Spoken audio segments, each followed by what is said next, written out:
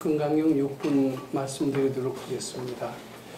이 6분의 그 줄거리를 제가 아주 많은 시간에 해석을 했습니다만은 이 얘기를 지금 다시 정리해서 제가 말씀드리도록 하겠습니다. 사실 이 건강용 3분, 4분, 5분은요, 글자 그대로 해석해 놓으면 무슨 이야기를 부처님께서 하시려고 하셨는지 그것을 제대로 이해한다라는 것은 보통 지혜로서는 거의 제대로 판단하기 어려울 것으로 봅니다. 그런데 아주 지혜 있는 그런 이제 수보리가 그것을 다 알아듣습니다. 알아듣고 너무나 감동을 하고 이것을 후세, 말세 중생들한테도 일러주고 싶은 생각이 들었습니다. 저희도 그렇습니다. 좋은 이야기를 듣고 저희가서 보람을 느꼈다라면은 그것을 누구한테 일러주고 싶은 것은 아마 인지상정일 겁니다. 수보리도 그런 마음이 들어서 이제 부처님께 이제 묻는 겁니다. 부처님이시여, 이 얘기를 듣고 중생들이 믿는 마음은 정말 내겠습니까? 참 믿기 어려운 말씀입니다만은 믿는 마음을 내겠습니까? 이렇게 물었더니 부처님께서 이제 그 질문에 아니다. 설사 말세가 된다 하더라도 믿는 사람이 있다라고 얘기를 하는 겁니다. 근데 이 사람은 굉장히 선근이 깊은 사람이다. 한 부처님, 두 부처님한테 선근을 심은 게 아니라 무량 천만 헤아릴 수 없는 많은 부처님한테서 깊은 선근을 심고 그리고 비로소 깨끗한 믿음을 낸 것이니라. 이제 이렇게 얘기를 하세요. 그런데 이 깨끗한 믿음이 참 중요한 겁니다. 제가 지난 시간에 믿음에 대한 이야기를 잠시 말씀드린 적이 있었습니다. 신심이라는 게 뭐냐면요, 일종의 깨달음이 동반되지 않고서는 신심이 제대로 이루어질 수 없습니다. 그래서 승찬대사에 유명한 신심명 있지 않습니까? 그 신심명을 3년만 읽어도 도통을 한다는 얘기가 있을 정도로 유명한 그 말씀이 바로 신심명입니다. 신심명의 제일 마지막 구절에 뭐라고 나와 있느냐 하면은 신심은 불이요. 불이 아니라는 겁니다. 또 불이가 바로 또 신심이라는 표현이 나옵니다. 그래서 깨끗한 믿음, 정신, 깨끗한 믿음은 바로 불의를 깨친 겁니다. 불의를 깨치기 전에는 뭘 또 깨쳐야 되느냐 하면 일체 유심조를 깨쳐야 돼요. 일체 유심조, 일체 유심조를 깨치고 모든 게 내 마음이라는 것을 깨쳐야 됩니다. 그 뒤에 또 깨쳐야 되는 게 뭐냐면 공을 깨쳐야 됩니다. 저는 이런 단어가 굉장히 추상적이 돼서 싫어했어요. 그리고 모르니까 싫어할 수밖에 없었어요. 근데 참 3D라고 하는 척박한 환경 속에서 싫고 위험하고 지저분한 그 생각을 자꾸 바치다 보니까 저는 그게 안 없어지는 것 같았었어요. 그 싫은 건 싫은 거지. 어떻게 싫은 게 좋아져. 사람이 변하는 거 봤나? 영원히 싫은 걸로 알았어요. 근데 공부를 하고 보니까 건강에 하고 딴 걸 하면 안 바뀔 겁니다. 수학을 아무리 열심히 해도 영어를 아무리 열심히 해도 지저분한 건 영원히 지저분한 걸 겁니다. 근데 건강경을 하다 보니까 지저분하다라는 것이 착각임을 알게 됨과 동시에 내 분별로 그렇게 만들었다라는 생각을 알게 됩니다.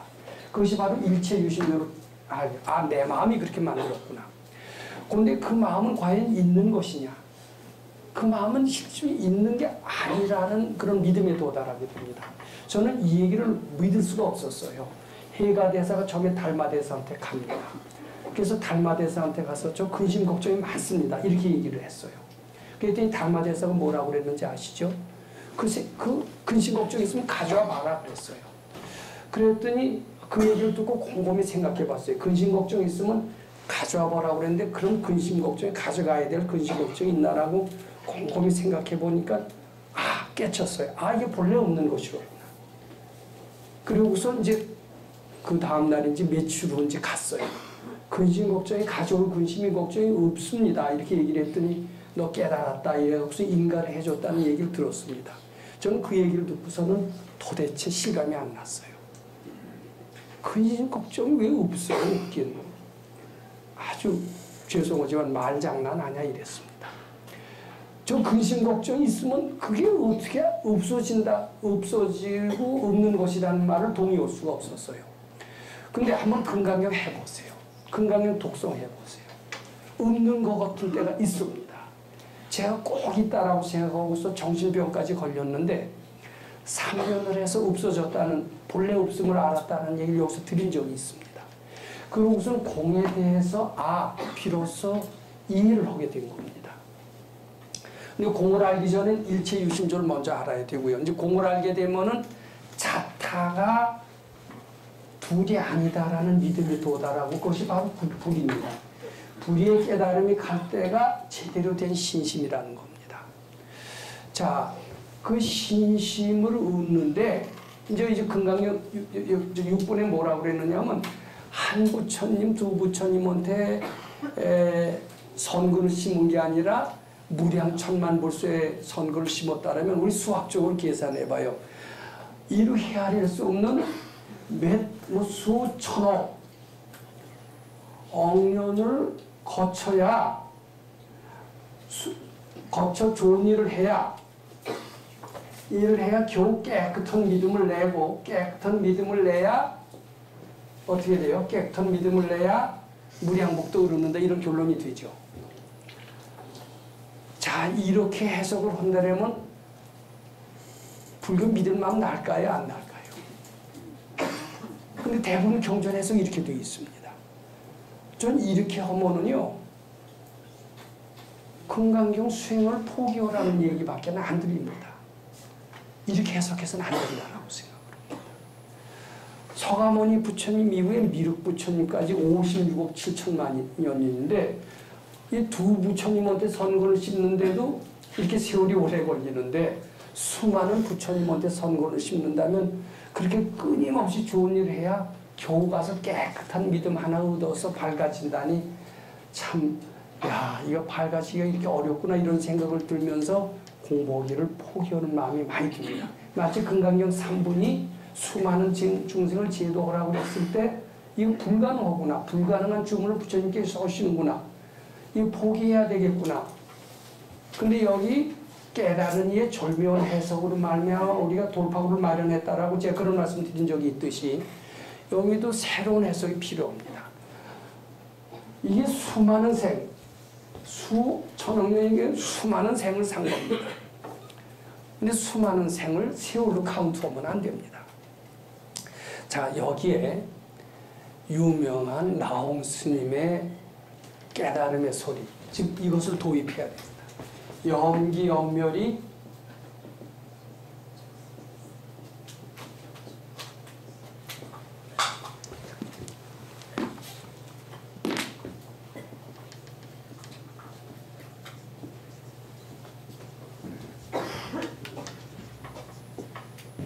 한 생각 일어나고 한 생각 멸하는 것이 생사라는 겁니다. 이 얘기, 한 생각, 생야 일편 부음기, 사야 일편 본멸, 본 자체 본무실. 이 얘기는 이제 중국에서 인도로 이제 구법을 하기 위해서 법현 스님이 100명을 데리고 갔다가 나중에 다 죽고 서너 사람 남았을 때 지은 그런 시라고 해서 유명합니다. 참 100명이 갔다가 서너 명 남았으니까 생명이라는 게 참 뜬구름 겉에 뜬 것을 느꼈겠죠. 근데 그거는 조금 틀립니다. 한 생각 일어나고 한 생각 꺼지는 게 생사라는 이야기예요. 이건 나홍 스님의 유명한 이제 깨달음의 말씀인데 요것을 이해하기 어렵습니다. 근데 전 여기에 도인의 해석을 좀 죄송하지만 좀 빌리고 싶습니다. 요것은 전생을 분명히 보시는 분만 아니면 이 나홍 스님의 해석을 도저히 할 수가 없습니다. 전생이 있다라는 것을 깨닫는 것을 말할 것도 없지만 전생에 무슨 원인을 지어서 금생에 이런 일이 전개될까, 이것을 아주 현실처럼 확실히 알고 있는 분이 아니라면 이것은 도저히 해석할 수가 없습니다. 벌써 몇십 년 전의 이야기입니다. 아마 1966년을 기억을 합니다. 그때 대중들 중에 한 사람이 우리 백 박사님한테 이런 질문을 드린 적이 있습니다. 그때만 하더라도요, 대학 가기가 좀 어려웠을 때입니다. 대학생이 귀했을 때입니다. 대학만 졸업했으면 원도 없겠다, 이런 소리가 있을 수 있는 시대였습니다. 근데 이제 대학을 졸업하고 나오는 길에 바로 나오자마자 얼마 안 돼서 서너 사람이 교통사고로 그대로 죽어버렸어요. 너무나 허무했습니다. 신문에 크게 났습니다. 이제 크게 난 걸 가지고서는 너무 참 뉴스가 특이해서, 왜 이런 일이, 대학 졸업하고 얼마나 이제는 제 10년 대계를 이제 꿈꾸면서 화려한 미래를 내다보면서 미래를 설계하고 기분이 좋아서 나가는 길에 싹 교통사고로 죽는 겁니다. 왜 죽을까? 그 부모가 얼마나 분통이 터질까요? 소 팔고 논 팔아서 또 대학을 졸업시켜놨는데 졸업하자마자 죽어버리다니. 그때 우골탑이라고 해서 소 팔고 논 팔아서 대학 졸업한 사람이 많았던 시대였습니다. 발근이 아니면 해석 못합니다. 그 사람은 전생의 원이, 금생에 대학만 졸업했다면 죽어도 좋겠다, 이렇게 원을 세웠대요. 그 한 생각 소원성취 이루고 나니까 그래도 죽는다라는 겁니다. 근데 그 해석이 믿어집니까? 근데 저는 믿어지더라고요. 그 믿어진과 동시에 그런 해석이라면은 그 한 생각이 나는 그때 대학 간다는 것은 상당히 일제시대 때 경성대학이라고 있었다고 그래요. 또 일본 유학은요, 군의 하나였대요. 군의. 경성대학도 뭐 군의 하나가 될 정도로 대학 가는 사람이 드물었습니다. 고등학교도 한 군에 뭐 한 20명밖에 안 됐다고 그런 얘기가 있습니다. 그런 정도로 학력 수준이 일제시대 때 아주 열악했습니다. 그때 대학, 아마 그때 죽었던 사람은 내 생에 대학이라도 졸업했으면 죽어도 원이 없겠다, 이런 생각은 충분히 할 수가 있을 겁니다. 그 생각을 갖고 그대로 태어난 사람이 있다는 거예요. 그리고 소원을 이룬과 동시에 할 일 다 했다, 죽어도 좋다, 이렇게 되면서 죽었다라는 거예요. 자, 그렇게 되면 요 이해가 되는 겁니다. 자, 그 다음에 이건 전생을 아는 사람, 그 다음에 이랬다고 그래요. 어떤 수도는 분입니다. 제가 첫 번째 얘기를 듭니다. 칸트 얘기를 듣겠습니다. 임마누엘 칸트. 아주 독일의 유명한 불세출의 철학자입니다. 일생을 독신으로 지냈습니다. 그리고 뭐 40년가 밖을 한 번도 나가본 적이 없습니다. 늘 똑같은 길로만 산책을 해서 시해를 마쳤다는 얘기가 있습니다. 하이델베르크라고 하는 그런 데는 지금도 철학자의 길이라고 그대로 있다라고 부릅니다. 자, 근데 이가요, 순수이성 비판이라고 하는 아주 획기적인 논문을 썼어요. 근데 그 순수이성, 요거는 도인의 경지이기 때문에 잘 안 믿어지실 수 있습니다. 근데 여기서는 도인의 경지를 이야기하지 않는다라면요, 금강경은 한 발치도 나갈 수가 없습니다. 이걸 해석할 수가 없어요. 근데 저는 다행히 도인을 만나서 몇 년을 시봉해본 경험이 있기 때문에 도인이 실감나는 신뢰를 몇 가지 기억하고 있습니다. 안 믿으셔도 좋습니다. 근데 믿어도 절대 손해 안 될 겁니다. 제가 믿고자 하는 것은 그분을 피하려고 하는 게 아닙니다.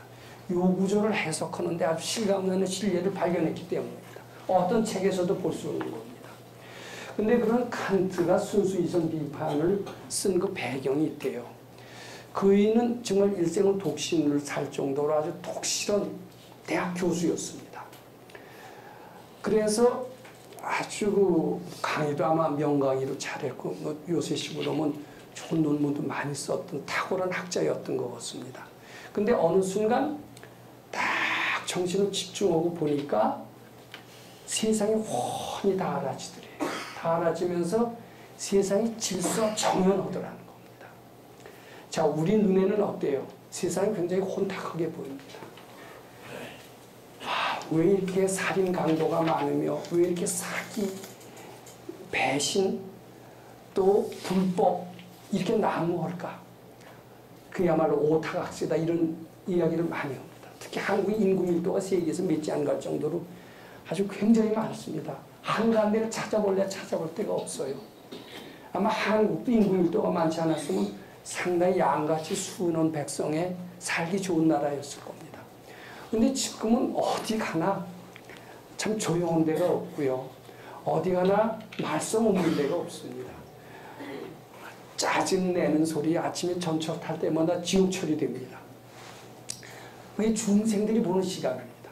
근데 깨치고 봤더니 질서정연하더라는 겁니다. 깨친 이가 볼 때는 세상에 허물이 보이지 않습니다. 세상에 허물이 보이고 오타각세라고 하면 깨치지 못한 겁니다.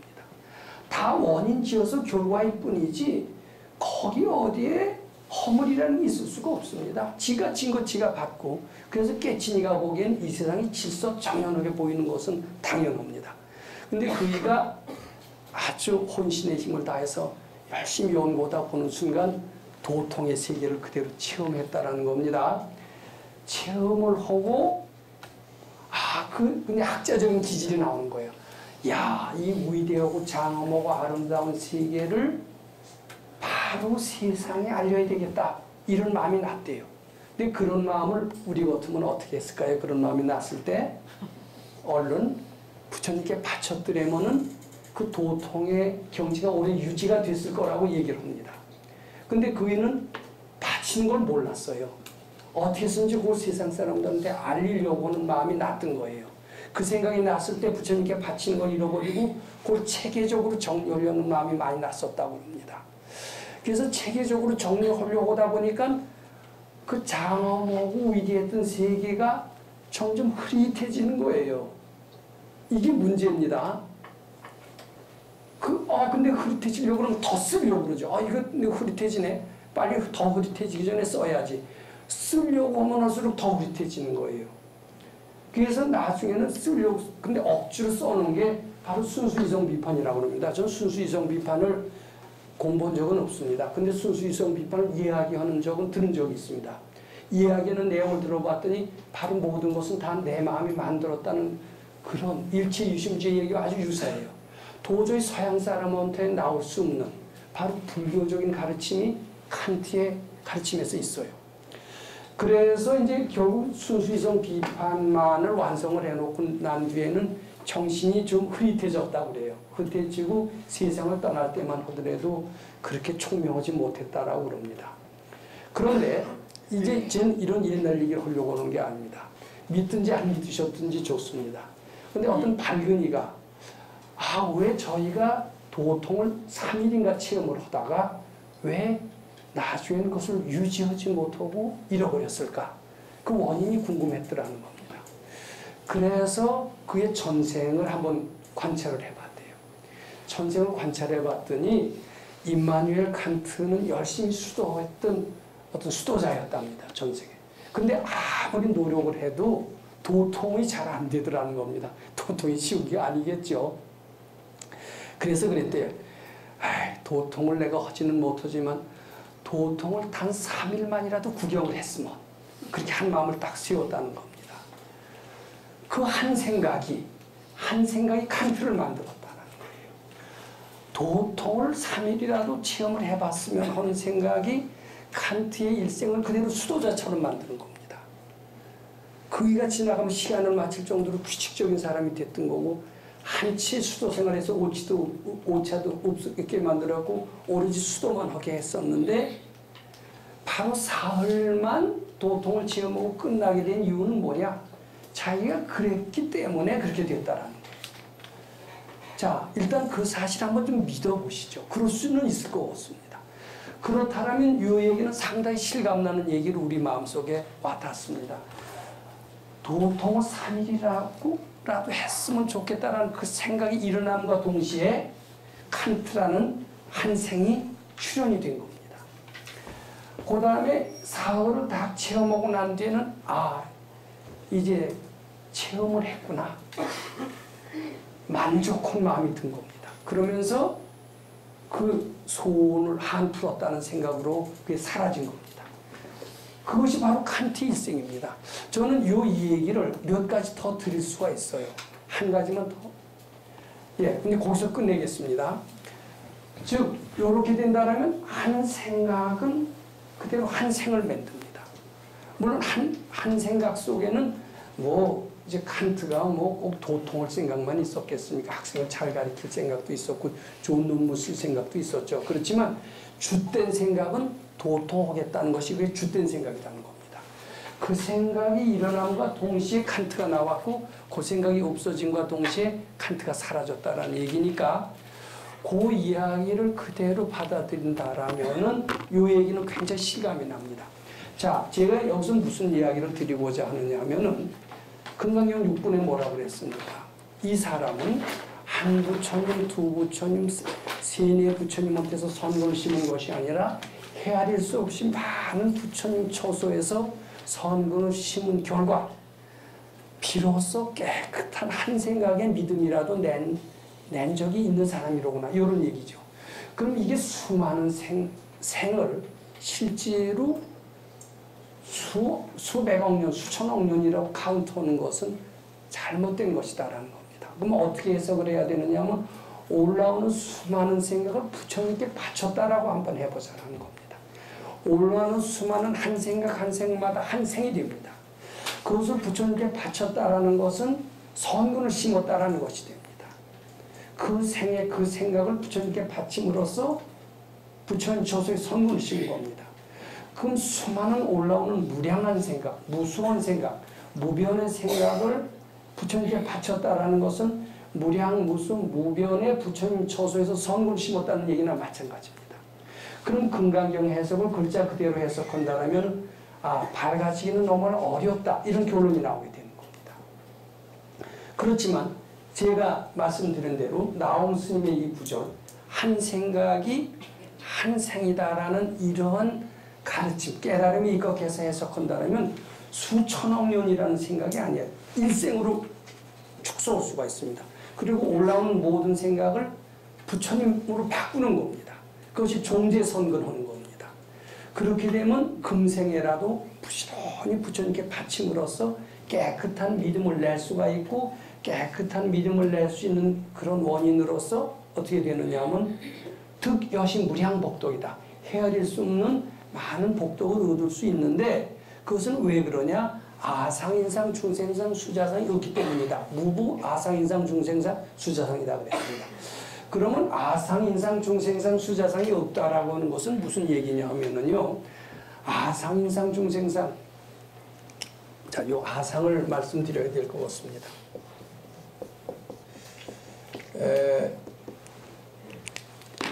이렇게 저 꼬집어 보면요, 한번 다 꼬집어 보세요. 좀 약간 아픕니다. 이게 나는 그래도 감각이 있구나, 이렇게 됩니다. 감각이 있구나가 아니라 나는 있구나가 됩니다. 근데 어느 때는요, 꼬집어도 아프지도 않아요. 이런 때가 있어요. 그러면 내가 정말 감각이 있나, 이런 생각이 들 때가 있습니다. 근데 이제 꼬집을 때 되게 아프죠. 또 누가 툭 치면 화가 탁 납니다. 내가 있구나, 이런 표시입니다. 내가 있는 것 같아요, 없는 것 같아요? 다 있는 것 같습니다. 나 분명히 있는 것 같아요. 저도 그런 사람이었습니다. 특히 이게 누가 꼬집으면 아프고요, 수술하면 더 아프죠. 그리고 누가 자존심 건드리면 화나죠. 내가 있다는 뜻입니다. 또 칭찬해주면 기분 좋습니다. 이것도 내가 있다는 얘기입니다. 그렇죠? 근데 이 수도를 한번 해보세요. 자꾸 수도하니까요, 나중에 꼬집어도요, 잘 안 아픈 때가 오는 것 같아요. 믿어져요, 안 믿어져요? 안 믿어지실 거예요. 근데 그건 왜냐하면 그런 사람들하고 하도 오래 살아서 그래요. 그런 체험을 하신 아주 특이한 사람하고는 대화해 보신 적이 없으시죠? 만약 그런 사람들하고 자주 대화를 하신다라면, 그것도 한 번이 아니라 자꾸 대화하신다면, 그렇게 했는데, 정말 그렇다, 이렇게 됩니다. 근데 저도 그랬어요. 나라는 게 분명히 있다라고 생각을 했어요. 근데, 그리고 무슨 누가 건드리면 자존심 상하고 이랬어요. 근데 그것도 자꾸 받치면 화도 덜 나고요, 꼬집어도 덜 아파요. 저 이런 적도 있어요. 제가 뱀에 물렸습니다. 뱀에 물렸는데 밤중에 갔어요. 독사한테 물렸습니다. 그랬더니 그 이가요, 막 째요. 발을 물렸는데 째더니 맞지도 안 하고 막 꼬매요. 그때 수도장이 있을 때입니다. 자꾸 받치는데요, 꼬매면서 내 얼굴을 싹싹 쳐다봐요. 이게 아프다고 소리 지르면 어떡하나 그러는 것 같아요. 근데 괜찮던데요. 저는 수도 잘하면요 안 아프다라는 느낌을 믿습니다. 우리 금강경 14분 읽어보신 분들은 가리왕의 뭐 할절신치하잖아요. 그때도 화 안 냈다는 표현이 나옵니다. 그게 뭐 사실이야? 이럽니다. 그 우리 기준으로 와서 사실이야죠. 닭끈이들은 화도 안 나고 상처도 안 나고 하면 이런 경지가 있나 봐요. 그때쯤 되면 내가 없다라는 믿음을 가지게 된다는 겁니다. 이건 밝은이의 경지입니다. 깨친이의 경지입니다.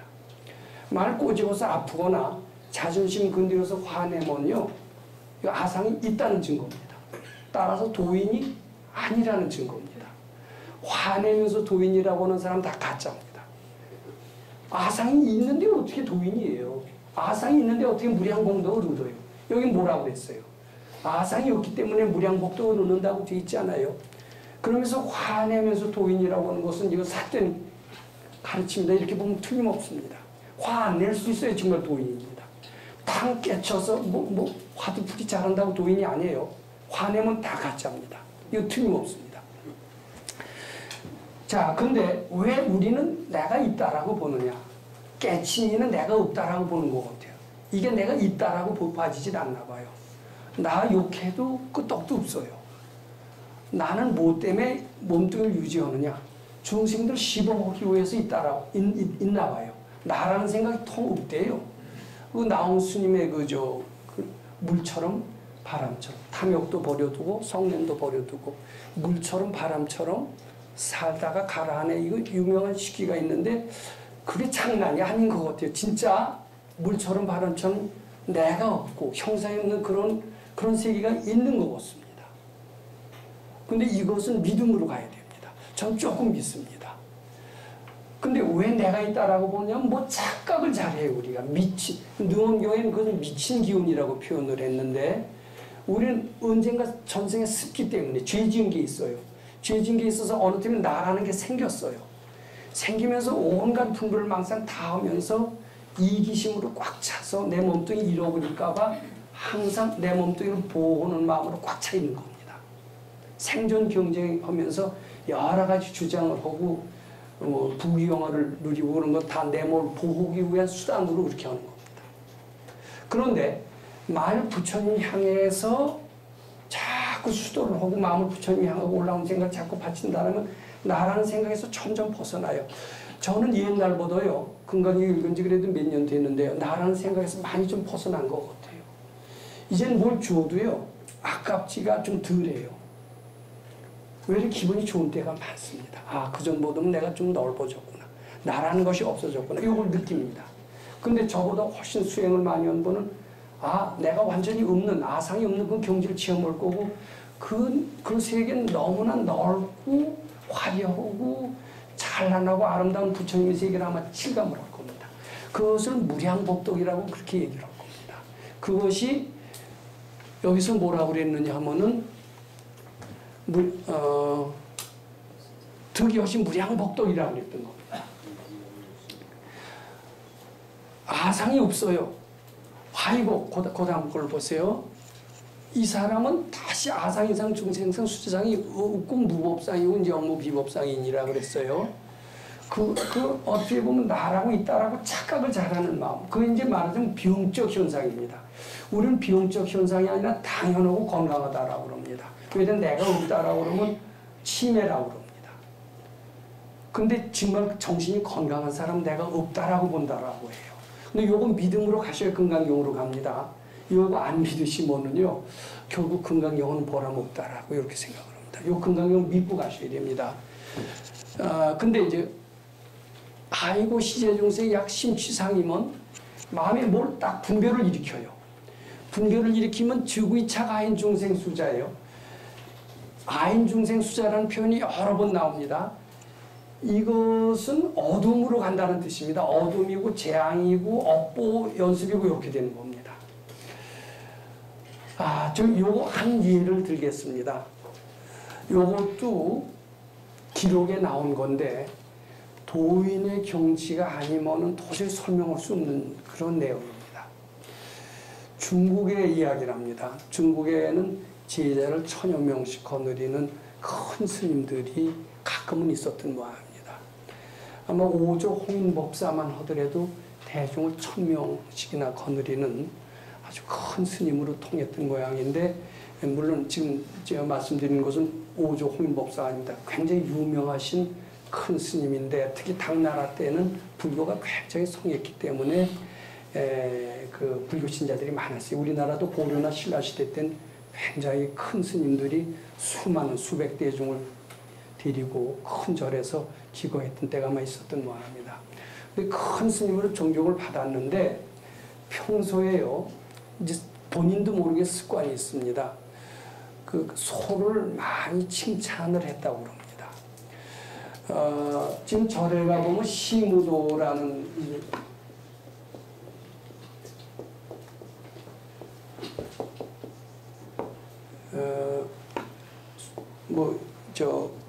신방이라는 심자 쓰고 소자를 쓰고 이제 그림들이 있습니다만은, 이 소를 아주 괜찮은 동물로 많이 표현을 하시는 스님들이 있었습니다. 우리 보조 스님 같은 분들 뭐라고 그랬습니까? 모부자라고 그랬습니다. 모부자. 말하자면 카우보이입니다. 이런 이름을 스스로 짓고 모부자라고 불렀어요. 근데 소를 예찬하시는 스님들이 있고, 저는 소를 한 4년을 키워봤어요. 근데 소가요, 소도 키워보고 고양이도 키워봤어요. 근데 고양이는 24시간 중에 20시간을 잔대요. 틈만 나면 졸아요. 근데 소는요, 여기 키워보신 분이 계신지 모릅니다만은 거의 잠자는 걸 못 봅니다. 눈 뜨고 잡니다. 눈 뜨고 자는지 하여튼 눈을 항상 떠 있어요. 좀 눈 감은 소를 본 적이 없습니다.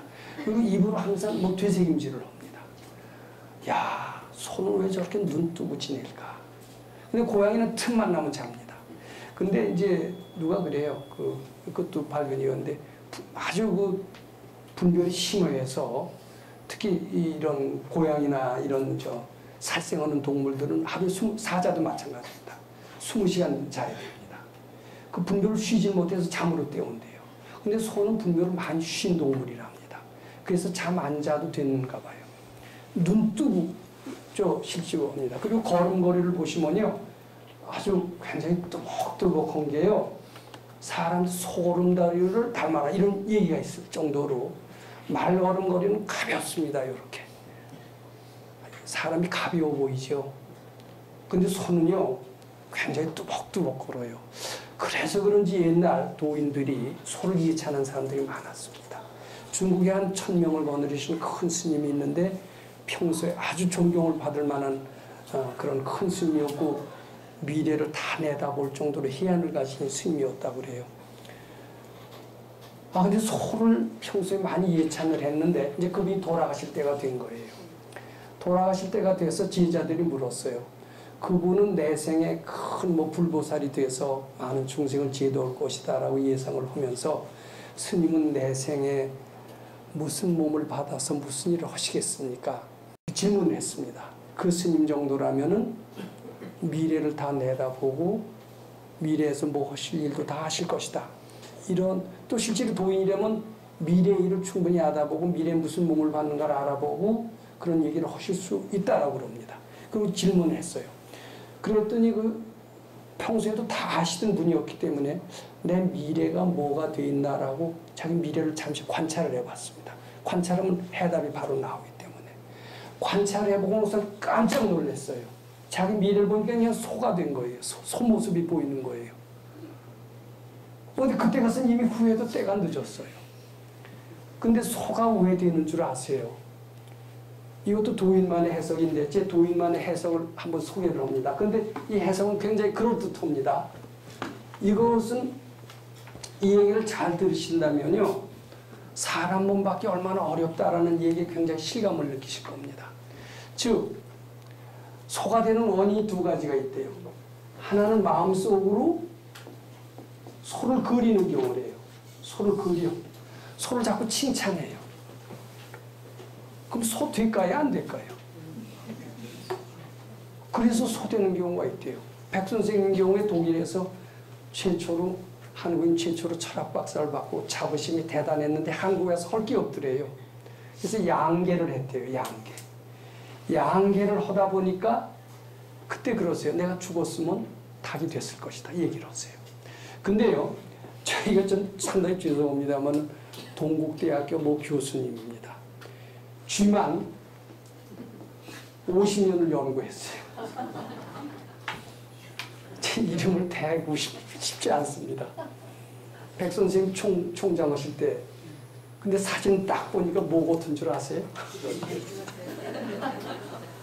백 선생님 그래 쥐 다 됐다고 그러세요. 그 쥐를 자꾸 그려서 그렇습니다. 소 그리면 또 소 되는 거예요. 이왕이면 사람 그려야죠.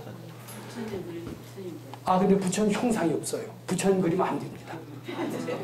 예, 부처님 그리면 사된 기운으로 빠진대요. 그러니까 부처님 그리면 안 됩니다. 부처님 형상이 없기 때문에요.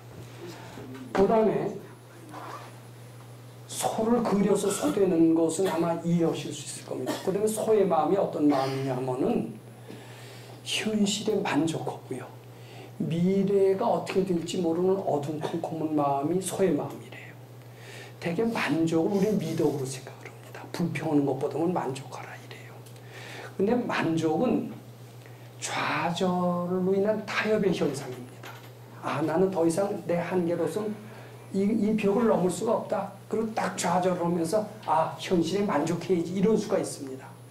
그냥 만족의 배경에는 좌절이 있습니다. 딱 좌절하면서 이만하면 되었다라고 만족하고 미래는 어떻게 될지 모릅니다. 만족하고 미래는 모르는 어둠컴컴한 마음이 소의 마음이에요. 그래서 소를 보래요. 소를 보면 얼굴도 만족한 모습을 짓답니다.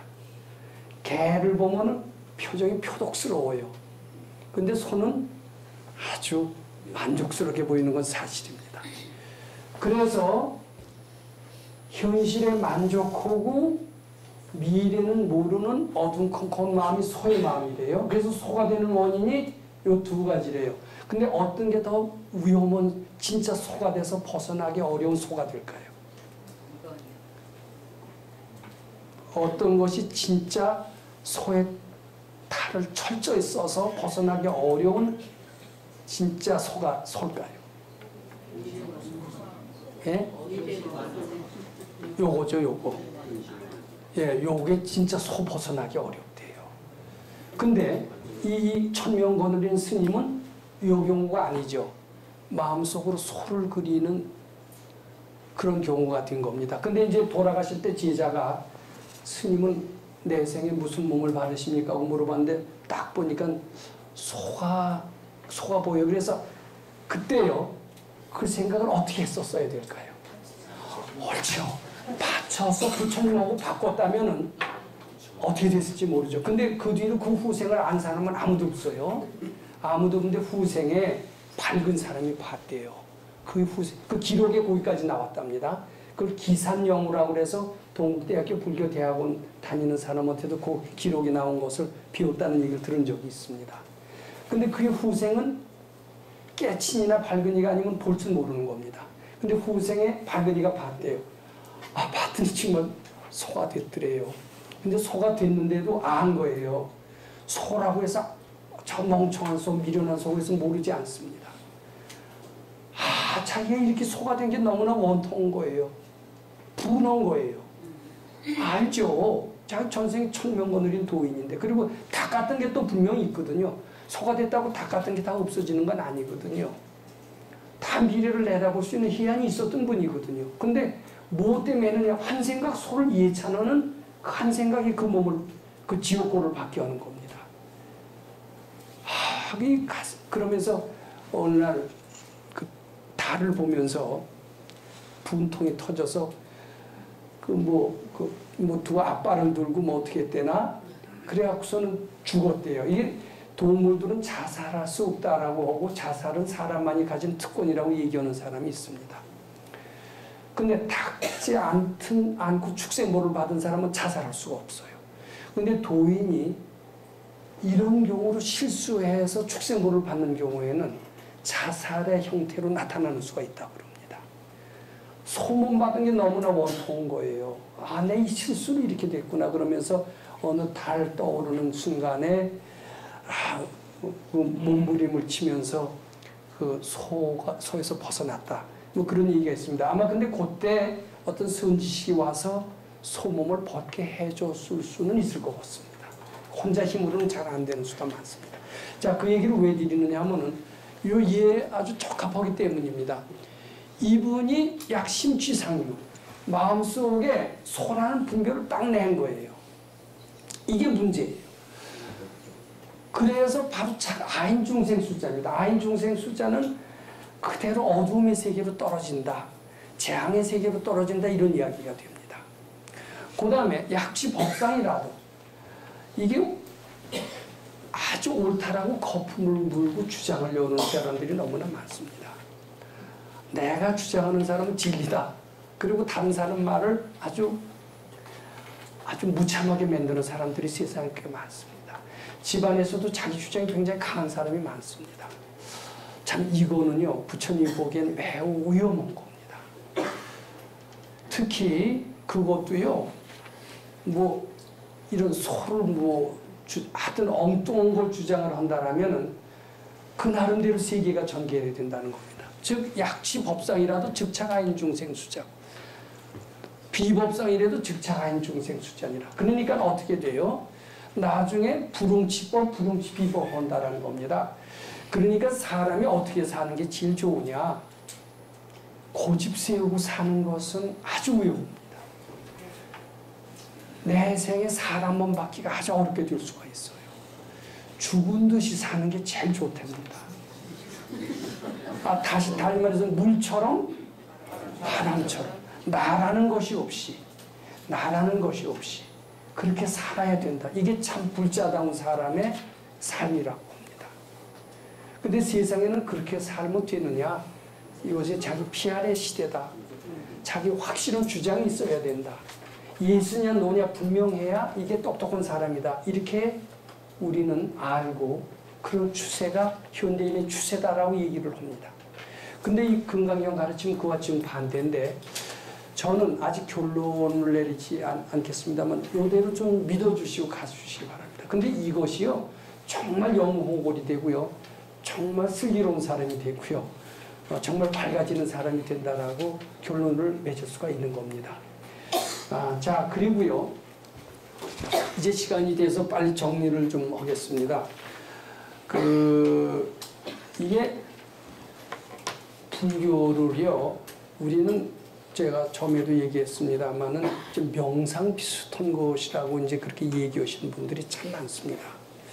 그래서 불교의 정체성을 제대로 참 얘기하신 분이 참 드물지 않나 이제 이렇게 됐고요. 그것이 어떤 문제를 일으키느냐 하면 불교라는 것은 하면은 뭐 괜찮고 특히 명상 같은 걸 하면 요새는 비용도 낮고 스트레스도 해소가 되고 잘하면 스티브 잡스 같은 그런 영호골도 되고 뭐 이렇게까지 얘기를 하지만은 뭐 안 해도 뭐 괜찮고 이렇게 되는 것 같습니다. 근데 거기에 비해서 기독교 신자들은요 교회 꼭 나가야 되는 걸로 알아요. 일주일에 한 번 갖고는 안 됩니다. 일주일에 한 번 나가는 크리스찬은 썬데이 크리스찬이라고 해서 크리스찬 중에서는 아주 하류로 칩니다. 2번, 3번 나가고 새벽기도 나가는 사람은 일주일에 5번 나가요. 근데 불자들은요 초파일 뭐 100 중에서 1년에 한 2번만 나가면 다 불자에 등록을 해요. 그건 무슨 게 들어있느냐 하면 불교는 허머는 뭐 잘하면 뭐 괜찮고 안 해도 뭐 대자대비하신 부처님은 다 괜찮고 뭐 이런 그래서 불교의 정체성을 도대체 잘 갖고 있지 못한 것 같습니다. 근데 이거는 정말 스님들이라도 좀 일깨워줘야 될 거라고 저는 그렇게 생각을 하고 있습니다. 근데 사실 불교가 그런 게 아니에요. 기독교 못지않게요. 이거 하지 않으면 안 되는 아주 엄정한 그런 종교성이 있다라고 말씀드리고 있습니다. 이 종교성이 확립이 될 때 불교는 꼭 해야 되는 가르침으로 갑니다. 이거 보세요. 이렇게 방심하면 까다가다 소가 되고요. 개가 되고요. 사람 몸 받기가 얼마나 어렵다는 것을 알 수가 있지 않습니까? 저는 실감나는 도인의 얘기를 들었는데요. 실제로 태어나서요. 아주 독립운동도 하시고 장관도 하시고 대학 총장도 하셨는데 또 독실한 불교 신자예요. 승려 출신이에요. 그러고서는 그이가 돌아가셨을 때 많은 큰 스님들, 많은 분들이 그분은 뭐 극락세계 간 것은 말할 것도 없고요. 그리고 이해찬하는 것을 몇십 년 전에 읽은 적이 있습니다. 그이는 그런 정도는 명사니까 잘 될 것이다.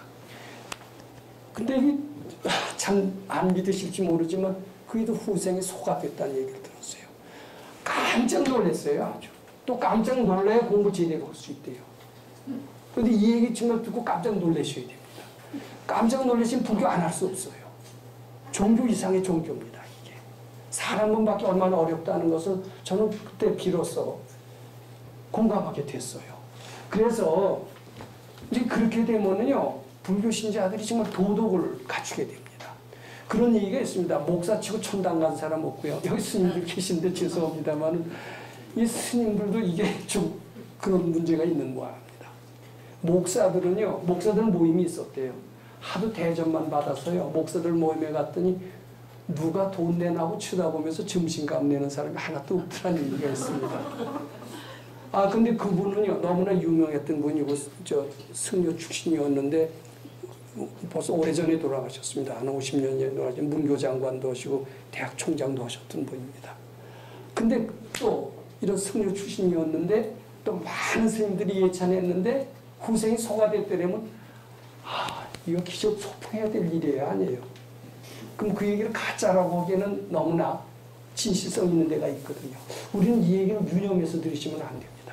이걸 잘 들을 때 정말 불교는 대단한 종교라는 생각을 하고 저는 그 말을 믿고요. 또 그 말은 이유가 있어요. 겉으로만 좋으면 모릅니까? 속마음이 진짜죠. 근데 잠재의식은 모르는 거예요, 본인이.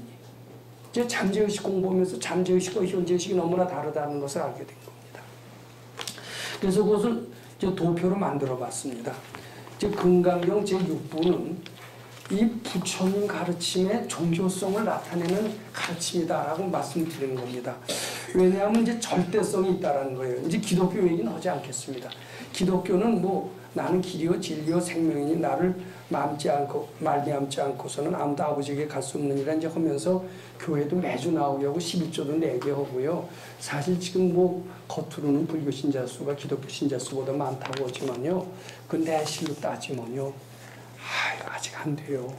아주 그인애들 저 기독교 방송 종종 듣는데요. 소위 에리트층이라고 하는 데는 거의 다 주류가 그 기독교 대학 총장의 50%가 뭐 기독교 신자, 국회의원의 몇 %가 뭐 기독교 신자 이렇게 했을 때 불교 그리고 불교는 믿어도요. 초파일 나고 백중 나고 이런 나이롱 신자들이 대부분이고요. 거기는 아주 강하게 무장되어 있는 사람이 너무나 많습니다. 그래서 그 실질적인 비교를 한다면 불교는 정신 차려야 됩니다. 근데 그것은 왜 그렇게 됐느냐 하면은 절대로 이게 꼭 하지 않으면 안 된다 이런 가르침이 있어서 우리가 뒤떨어지고 있다는 데 문제가 있습니다. 근데 이거 제대로 한다면 불교 꼭 기독교 이상으로 매주가 아니라 일주일에 몇 번씩 교회 나가야 되고요. 새벽기도 나가야 되고요. 그렇게 실제로 해야 됩니다. 이거 하지 않으면 안 되고 한시도 방심하면 안 됩니다. 그런데 이제 금강경에 바로 6번에 그 내용이 나와 있다는 겁니다. 약신취상이면 즉위차가인 중생 수자며 약취법상이라도 즉차가인 중생 수자. 아이고 약취비법상 즉차. 뭐 마음의 방심만 했다라면 그대로 재앙이라는 얘기예요. 이 6번에 그렇게 써 있지 않습니까? 그리고 요거 띄기만 하면 마음에 신취상이 없고 법상이 없고 비법상만 없으면 그대로 또 극락세계라는 얘기예요. 그거 있으면 그대로 지옥이라는 얘기예요. 야, 이게 저는 굉장히 실감을 느꼈던 적이 있습니다. 이렇게 되면 불교는 안 할 수가 없어요. 얼른 생각을 하면 받쳐야 돼요. 죽어서 내 몸이 뭐가 됐을까? 소가 된다고 했을 때 얼른 받쳤으면 그게 소 안 됐을 거예요. 이게 근데 바치는 거 하나로 말미암아 사람 몸을 잃어버리고 한번 사람 몸 잊어버리면 그이는 용케 그래도 소에서 벗어났지. 한 번 빠지면 뭐 수억 년 동안 거기서 벗어날 길이 없다면 이거 끔찍한 일이 아니겠습니까? 이게 이 불교의 절대성을 요 6분에서 말씀을 하셨다라고 말씀드리고요. 또 꼭 해야 됩니다. 우리는 본래 탕자가 아니에요. 부처님 아들처럼 이렇게 잘 돼 있는데 언젠가 이렇게 탕자가 되고 고생을 많이 했기 때문에 그 길로 당연히 가야 됩니다. 당위성이 있습니다. 근데 우리는 왜 이렇게 고생을 하느냐? 믿지 않기 때문에 그래요. 근데 깨끗한 믿음만 내면 본래 우리 법화경에 비유품인가 그게 나오지 않습니까? 기독교에서는 그 탕자의 비유라고 하고 그 탕자의 비유는 법화경에서 베껴갔다라는 얘기가 있습니다. 본래 우리 부처님의 아들이고 그거 가질 권리가 있어요. 당연히 가야 됩니다. 그것이 금강경 6분에 써 있다라는 얘기입니다. 깨끗한 믿음을 내라. 그러면은 부처님 세계는 그대의 것이다. 이런 이야기입니다. 그 다음에 종교는 반드시 보편적인 진리가 있어야 됩니다. 보편성을 띄워야 됩니다. 어떤 특수한 사람한테는 맞아서는 안 됩니다. 그래서 이제 기독교에는 진리가 너희를 자유롭게 하리라. 이제 이런 표현이 나오고 이제 이런 이야기를 듣고 이제 하버드 출신의 현각 스님이 가톨릭을 개종하지 않고 바로 불교로 돌아왔다. 자기 지금 가톨릭을 개종하지 않았다. 이런 얘기를 하고 있습니다. 그것도 진리고 이것도 진리고 다 자유롭게 한다는 점에서는 마찬가지다. 하면서 주장을 합니다. 근데 불교에서는 바로 그보다 더 위대한 보편적인 진리가 있습니다. 바로 불응치법이며 불응치비법. 불법도 버리고 불법 아닌 것도 버리라는 겁니다. 이게 얼마나 대단합니까? 그리고 지하설법을 여버리자니 법상사원 항비법이라고 그랬어요. 이런 가르침이 있기 때문에 이 불교가 세계적인 가르침이 된다라고 이야기할 수가 있는 겁니다. 근데 기독교는 이제 한 말씀만 드리고 끝내겠습니다. 특히 서양에서는요, 완전히 사양길입니다. 유럽은 완전히 사양길입니다. 미국이 조금 괜찮은데 미국도 내리막길로 되어 있고요. 근데 왜 이렇게 사양길이 되느냐? 태어났을 때 세례받고 죽을 때 이외에는 안 믿습니다. 왜냐하면 실용성이 없기 때문입니다. 실용성 있는 가르침을 찾아서 명상이 지금 붐을 일고 있습니다. 근데 바로 불교에는, 특히 금강경에는 위대한 실용성이 있습니다. 종교성이 있고 실용성이 있는 것까지 갖춘다라면 이것은 21세기의 미래, 세계 정신 영역에 아주 중심적인 역할을 차지할 수가 있습니다. 이 금강경은 실용성이 있습니다. 종교성이 있고 필요성이 있습니다. 이것을 특히 금강경 공부하는 사람들은 홍보해야 됩니다. 그래서 세계적인 가르침으로 나가야 될 필요가 있다고 생각합니다. 오늘 여기서 금강경 6분 마치겠습니다.